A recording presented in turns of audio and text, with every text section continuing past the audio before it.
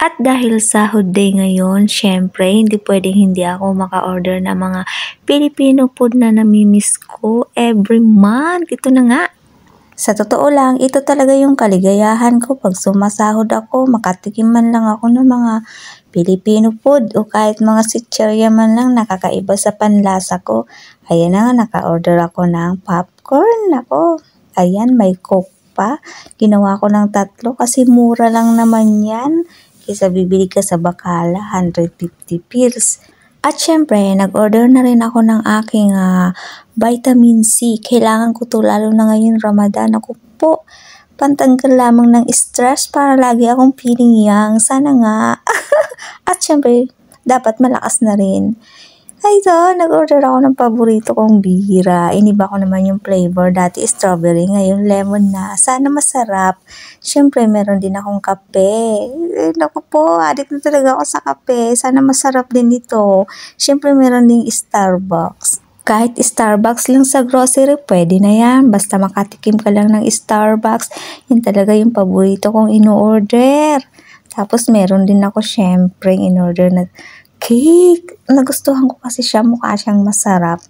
So, bubuksan ko ng surprise. At ayun nga, yung pagbukas ko ng karton, nadurog yung toppings ng cake. Pero sa totoo lang, masarap talaga yung cake. Dahil nadurog na siya sa lagayan, nalaglag na yung toppings niya, kinain ko na rin yung toppings. Masarap talaga siya, kaso lang, maliit lang talaga. Pero okay na to, perfect for my coffee. Wow, yummy! Para siyang cake ng Red Ribbon. So naisipan ko na rin nag-order ng fruit cake. May nakita kasi ako mga fruit cake doon.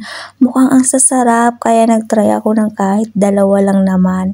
Hindi naman siya kamahalan, kaya ayan, may perfect pang-almusal na ako sa umaga. Anytime na gusto kong magkape, meron na rin akong partner. Siyempre, meron akong donut. Ay, naku po.